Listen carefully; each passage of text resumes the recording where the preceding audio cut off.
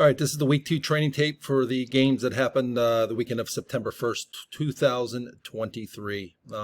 Great effort this past weekend. I could definitely see us ramping up to meet the players and coaches' energy on the field. I saw a lot of great hustling. I watched a couple TV games while they're going on. The crews did a wonderful job with game management, enforcement of penalties, and the referees did a great job presenting the game via the microphone. So you all should be commended for the hustle and everything that you've been doing. So we're going to go through about 21, 22 plays. Hopefully it won't be as long as last week. We're going to focus a lot on our end of half and clock mechanics. Clocks are something that are coming very important, especially at the end of the half. So we got to be perfect because we can work a great game for 44 minutes. But if we screw up either 2 minutes in the half or the game, we really just look like not good when we actually worked a good game the rest of the time. So let's get started with the plays.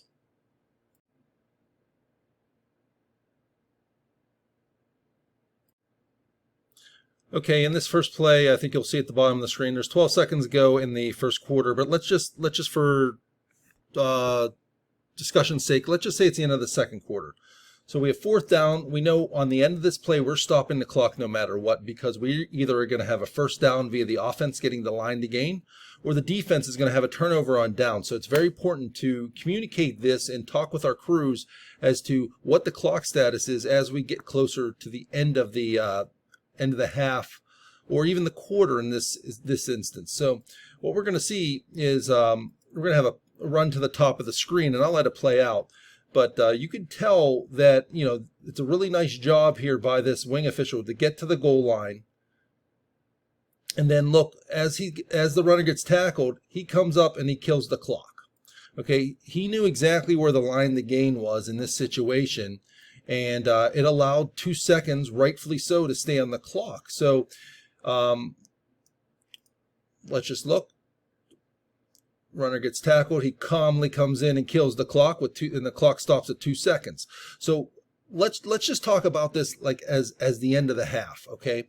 So what are we going to do in this situation? We're going to communicate to the referee first off that we had a first down and the runner was tackled inbounds. So that means that the clock is going to start on the referee signal, but we're going to allow the offense to get one more play here. Okay. Because we're going to run out, we're going to get the ball, and we're going to set the ball.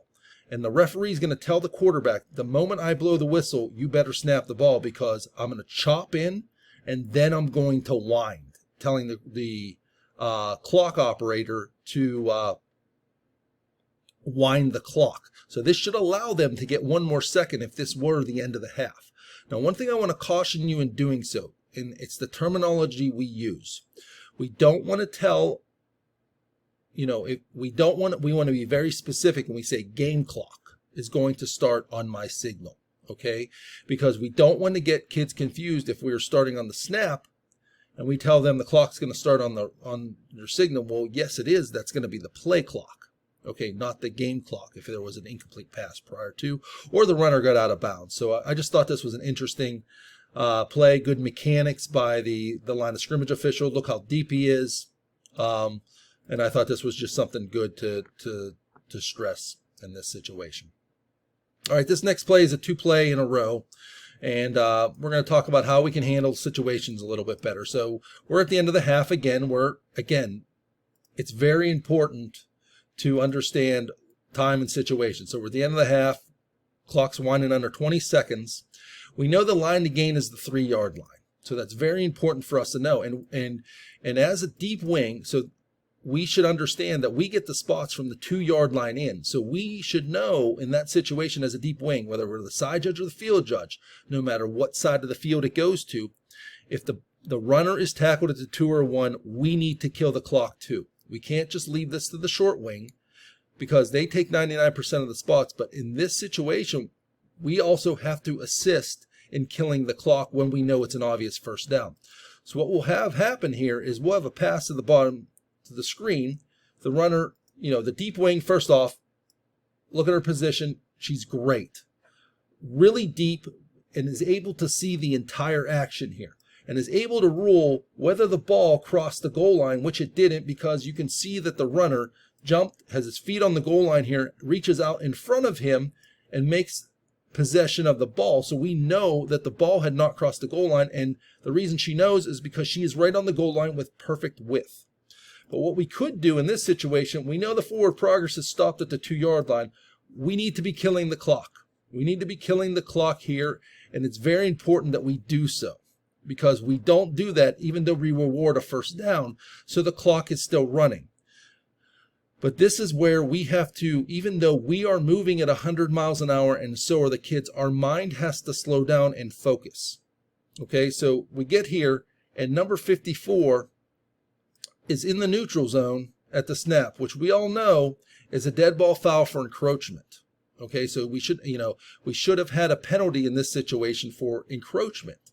Okay, but we stopped the clock with 1 second to go in this situation, and that's fine. We allowed them to spike the ball. They had another play, but we should have killed the play for encroachment, which would have, as we know, under 2 minutes, the offended team would have the option to start the game clock. There we go. Brian, be very deliberate with your terminology. The game clock would have started on the snap, which would have allowed the team to huddle up, have another yard closer to the goal line, and be able to set their play.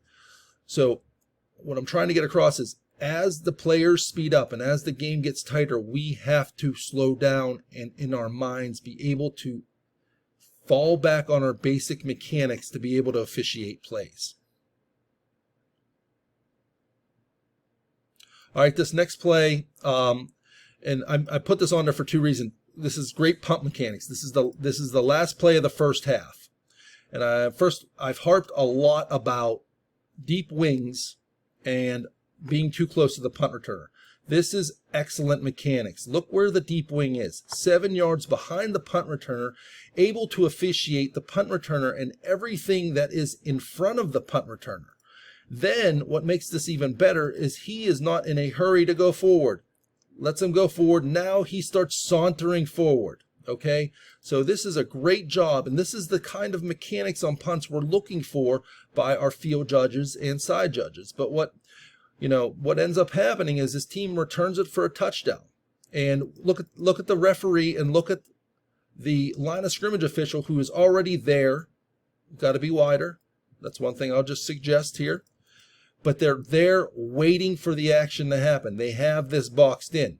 Now, my one suggestion, knowing that this is the last play of the half, and it just didn't happen here because it didn't matter, when you go up for your touchdown signal, take a peek at the clock to see if there's any time left. Okay? That way we understand and know, because the clock operator, whether this is the home or away team, they could be getting excited that the team just scored a touchdown and maybe not known to hit the button or whatever or whatnot. But our goal should be, on any time a touchdown is, we go for touchdown or we kill the clock. Take a peek at the clock to make sure that clock operator doesn't fall asleep. All right. So on this 2 plays, we have a very unique penalty enforcement situation. Okay. So what we do is we have a touchdown here, and you'll see we have a flag for unsportsmanlike. And we talked about this last week. I'll talk about this again. Watch what number 5 does. He gets excited and flicks the ball backwards. Okay, and we end up throwing a flag for unsportsmanlike conduct. This is one I've said this once. I'll say it again. If he winds up and spikes it like a 1980s Walter Payton, for some of you who don't know who Walter Payton is and watch him slam the ball, go look it up on YouTube. But this is just him being excited and throwing the ball down. He doesn't do anything. This isn't a delay a game. This is not the type of unsportsmanlike we would like called, but anyways, we call it. All right. So here we have in the situation, the score of this game right now is 12-7. And why is that important? Because now we have an unsportsmanlike on the offense. So the defense has a choice whether to take that 15 yards on the try or kickoff. Okay. But now you have a situation where the offense may want to go for 2. So this is how we're going to handle this situation. This is how, I talked to Dave Blair about this.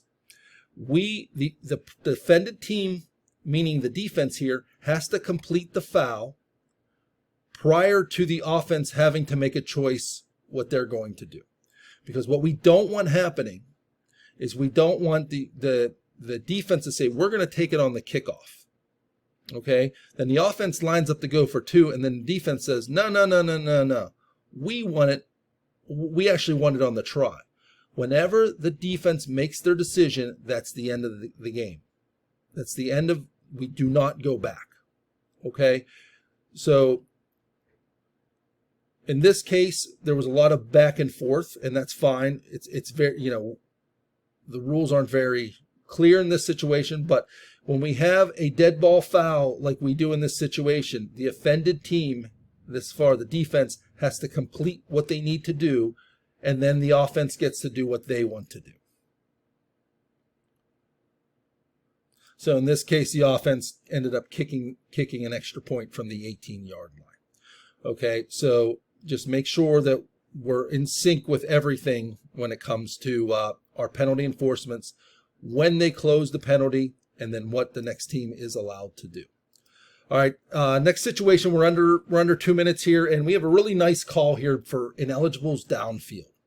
And I say it's really nice because, oh, look, it's a screen pass, right? But the line of scrimmage right here is at the 31, and number 6 touches the ball beyond the line of scrimmage, and we have players who are obviously down more than the yard or 2 downfield that we allow them to be when the ball is snapped.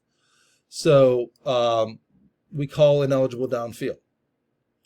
But what we need to do, and in this situation what ended up happening is, we have to realize that the offended team, who's the defense here, has multiple timeouts remaining, has 2 timeouts remaining. Well, if they accept the penalty, it's still going to be second and even longer, okay? So we have to ask them if they want it on the snap because we have a completed pass that gets tackled inbounds.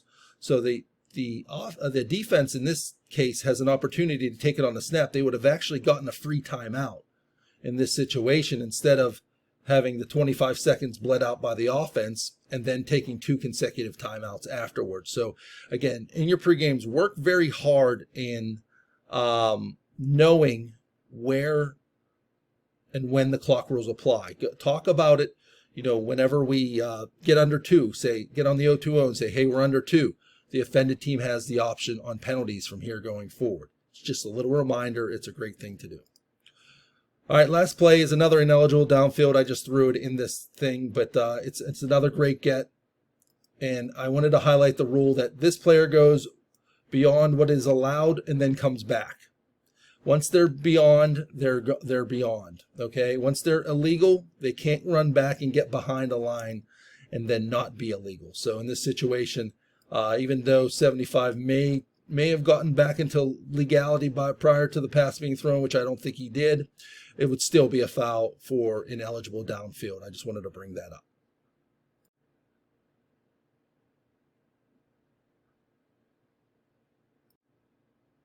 Okay, we're going to take a look at a couple illegal blocks. This is first foul is a tripping foul. It's not really a legal block per se, but it fit in this category more than any of the other ones in the training tape. And I wanted to show you. So watch what happens to the ball carrier here, number 8, when he gets the ball. And we're starting to see this more and more. Number 82 of the defense, you saw him get knocked to the ground by the pulling guard, and then he sticks his leg up and actually helps to make the tackle with his legs with the defense. And these types of plays are trips. Right there, he's slowing the runner down by getting his legs. He's purposely sticking his legs up and trying to tangle them up. And look, he even pushes with his one leg to try to get him down. So, the person who might see this the best is probably the referee because they're looking right into this kind of stuff. But let's keep an eye out for these types of plays by, we saw one last week. Here's another one this week. So the defenders are getting a little bit sly on what they're trying to do. And until we catch them, they're going to continue doing situations like that. All right, next play, we're going to see an obvious offensive hold on the back end and the back end. We're going to look at the left tackle here. And we'll talk about our standards for hold, and this one definitely meets it. Right here, the defender beats the blocker. And what the blocker can do right here to keep legality is to push this blocker in that direction. Okay, he can block what is presented to him and push him past the quarterback. But in this situation, you'll see that he does not do that. He grabs him and turns him right at the point of attack. And let's not overthink this. This does not happen after the ball is thrown. It happens prior to the ball is thrown. That restriction occurs now, and the quarterback still has the ball in his hands. So we get a good call for offensive holding here. But what I want to do is let this run a little bit more and watch what the crew does. So the crew doesn't automatically assume that the defense wants the penalty. It's right here. It's 2nd down and 10. So we can either have 2nd and 20 or 3rd and 10. So you give the option to the head coach or the defense, and this is a good use of the O2O, and remind your line of scrimmage official, like we're too busy at the bottom looking for a ball. We see the hold thrown. Let's go talk to the head coach. Hey, do you want 2nd and 20 or 3rd and 10? Look, and the referee's doing that.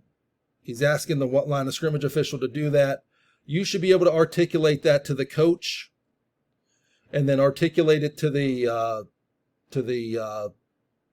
umpire to then enforce it. So, I really would prefer us not having to go over to the coach and explain this stuff. Referees, empower your wing officials to be able to do this.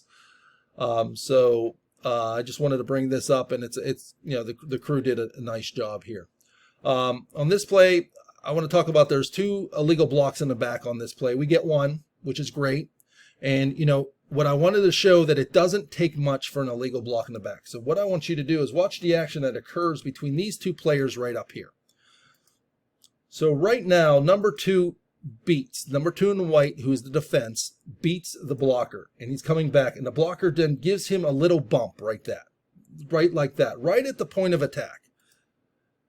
And it doesn't look like much, but you can see that block in the back right there displaces that player enough that he can't make a play on the ball. So it does not take much. Now, if that blocker stands completely still and acts like a pick in basketball, and the defender backs into him and then gets displaced, well, then the onus is the contact was created by the defender.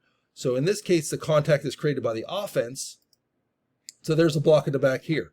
So we see that foul, but then we need to transition somehow to this, which I understand it makes it tough because I'm not sure who threw the flag on that play, whether it was the short wing or it was the short wing. So next, I want you to take a look at, we also have another player who is in chase mode. Number 6, white, is making a beeline towards the runner, and right there we have another push. Again, not severe, but it was just enough to push him past the runner, and it was in the back. So there's another area for a block in the back foul on that play. We got one of them, which was great. We ended up calling back this touchdown, and but I just wanted to give you two situations on the same play where we have blocks in the back. All right, we're going to take when you're watching this play, watch what happens at the bottom side of the screen. And this is an example why we need to be uber focused no matter what side of the field we're on the play. So we have an interception, and then you saw that player on the defense just totally destroy that offensive player illegally. Okay? So the ball's still in the air, technically. Okay, I know this is a lot to process, but let's go through the what ifs because we're officials and we love to do what ifs. So we see this foul, which you can call it an illegal blindside block. You can call it unnecessary roughness, you can call it a personal foul because this player is out of the play. Okay, the ball is in the air. We call this foul. We see this foul. And it happens almost simultaneously with the interception. But what I want to get at is it's important to understand where and when this foul occurs, because if this foul occurs prior to the interception, then the offense keeps the ball. If this foul occurs after the interception, then the defense will keep the ball and we're going to enforce the foul from the spot of the foul. If it happens prior to the interception, we're going back to the previous spot and marching 15 yards off.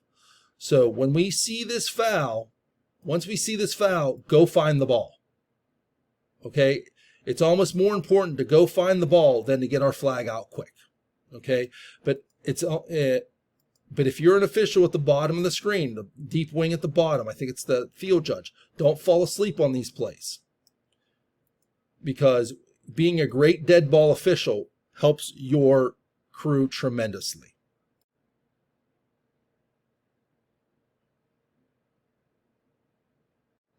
All right, these first two plays, I'm going to compare and contrast what is not allowed and what is allowed as far as movement by the offense to try to draw the defense offside or in encroachment. Okay, so let's just take a look and watch what happens on this play.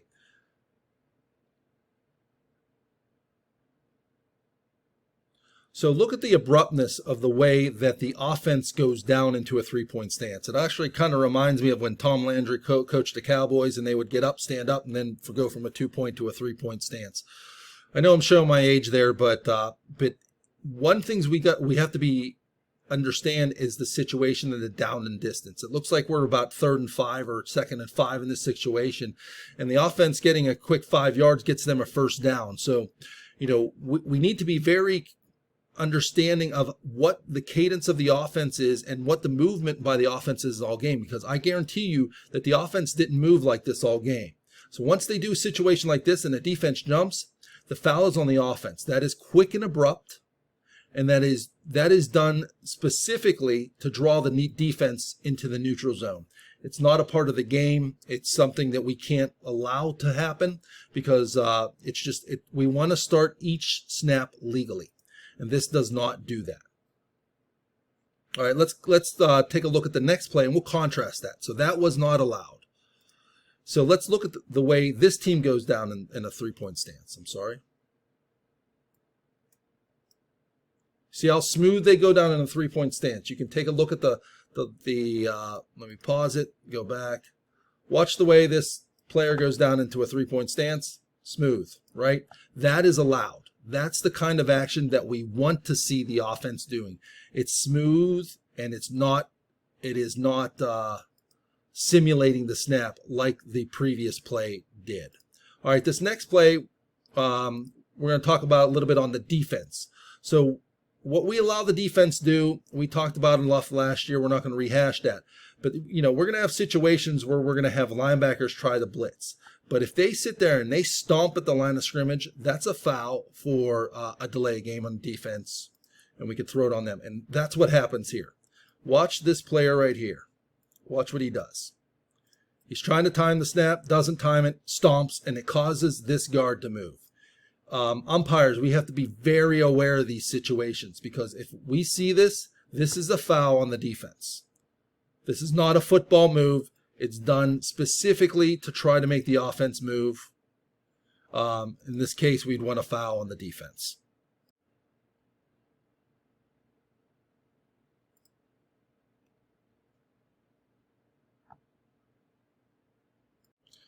If you're confused by my graphics, because I have a quick trigger figure, this is about onside kicks. So what we know that the kicking team is not allowed to do. So first thing first, we treat the K's restraining line on onside kicks like a plane. Unlike on a kick that goes deep where we allow that plane to be broken just as long as that foot's not down prior to the kicker making contact with the football. In a case where we have an obvious onside kick or an onside kick at all, we do not, if there's a plane broken by a member of the kicking team, it's a foul for encroachment. But we also know that the member of the kicking team cannot block a member of the receiving team until they are legally allowed to recover the ball, meaning it either goes 10 yards, it's touched by R. So those are the two situations. So I want you to watch this play.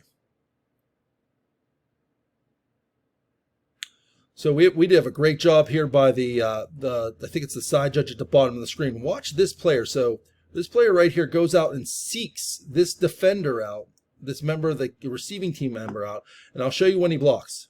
Ball's blocked right here, and we're at 9 yards. So he is not, we have 2 right here. So we have two members not legally allowed to block until the ball has gone 10 yards, and it hasn't gone 10 yards. It's only gone 9, and we have a great call here by the side judge in this situation. But what I want to point out is let's look at the clock here. Okay, so we should not start the clock until it's legally allowed to be touched. Okay, so it's touched right there. We should wind, and we only let a couple seconds off. The clock operator actually helped us out there because I don't think I saw anyone wind, but it's just something to keep in mind. You know, we took the ample amount of time off, but it went 10 yards. That touching by K is then legal because they can legally recover the ball, but then the foul by K blocking prior to being able to recover the ball brings it back and makes them have to re-kick with the penalty. So let's watch this play. So we have another situation, same game, but the difference here now is we have this player who steps forward. So if that player steps forward, and even if this defender comes down and makes contact, or this member of the kicking team makes contact, it is the member of the receiving team who steps forward who creates all of that. They're stepping forward. They're trying to block. So he's stepping forward. He kind of hits him in the back there. So I'm not sure if we saw anything like that.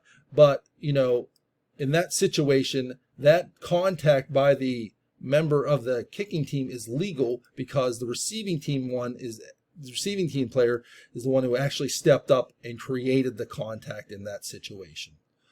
All right, run it one more time.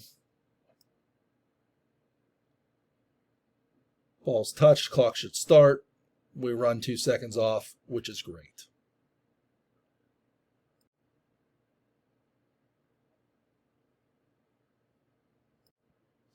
All right, these last bits, passing game fouls. First one, we're going to talk about intentional grounding mechanics. We understand the new rule here. 11 has to ground the ball in an area with the receiver, but he doesn't, and the ball doesn't make the line of scrimmage.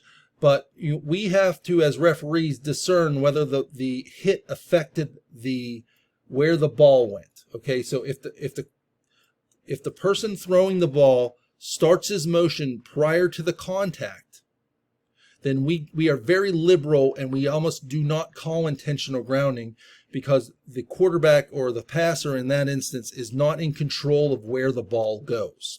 Now, on the flip side, if the defender makes contact with the quarterback prior to the quarterback or the passer starting his or her passing motion, then they must do everything legal. But in this case, the passing motion starts prior to the hit. Yes, there's no receiver in the area. We're not going to put this down for intentional grounding because of the reason that the quarterbacks or the passer, in this case, his passing motion started prior to the hit. All right, we're going to go through some DHs and DPIs. I'll say this is a phenomenal call. End of the game. This is where we make our bread and butter. I think it's either 3rd or 4th down in this situation. We're going to take a look at what happens to number 1 in this situation. And it's a great call by the line of scrimmage person. Obvious hold. And look, we get 2 flags on this play. And you're probably thinking, well, this is obvious, but in the situation, in the moment, sometimes we freeze, we don't. So we see the hold, we do the 2-step process, we go back and look and see the quarterback still has the ball when the restriction occurred, so we have a DH. Then he throws the ball to somebody else, incomplete, but guess what?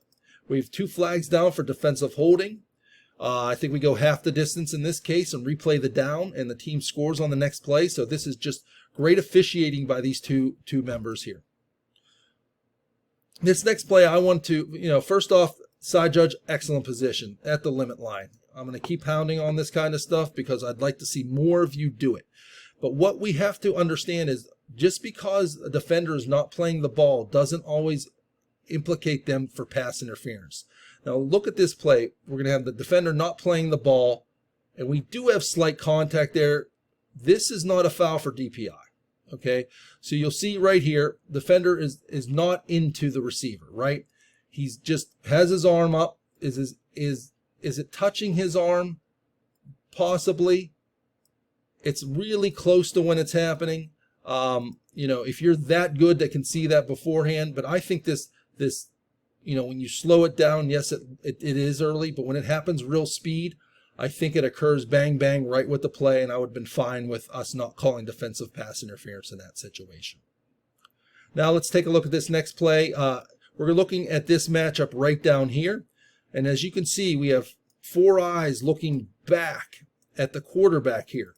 And why is that important? Because what you'll see here is we'll see 2 players go to the ground. Right there. We'll see the trip. They don't go to the ground, but you can see the wide receiver stumble. Okay. If that defender is not trying to play the ball, which he is in this way, he's looking back and trying to play the ball. This is just a case of feet entanglement, and there should be no foul, and there was no foul for defensive pass interference on this situation. So now let's go back and say if the defender was not playing the ball and we had something like this, if he was just, his eyes were this way and then we had the feet entanglement, then we would have a foul for defensive pass interference because there would be early contact and that person would not be playing the ball. They're playing the ball here. They're trying to make a play. The defender's trying to make a play on the ball. Sometimes we just have feet entanglement and we just don't have a flag on this play, and we rightfully so. Next play, another defensive pass interference, and this is a classic case. Look at the depth. Look at the perfect viewing angle the side judge has in here.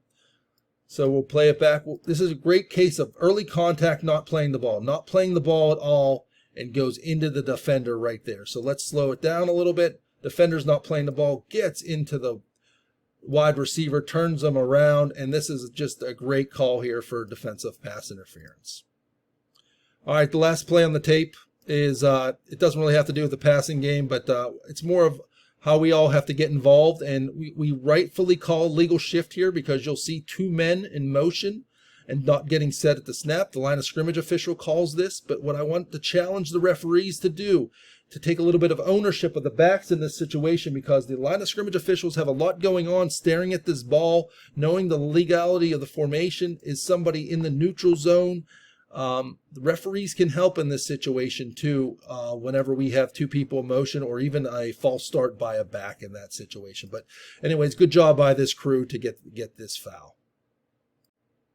Okay, that's the end of the week 2 training tape. Best of luck to you all. We're starting to get into conference play in some games, so it really matters now for playoff implications. So let's treat every game like it's the district championship game or the state championship game, and give the kids and coaches our best effort, like I know you've done every week. So I appreciate all that's been sending in plays, both good and bad. It's stuff that we all can learn from. And I appreciate your effort, and best of luck this week.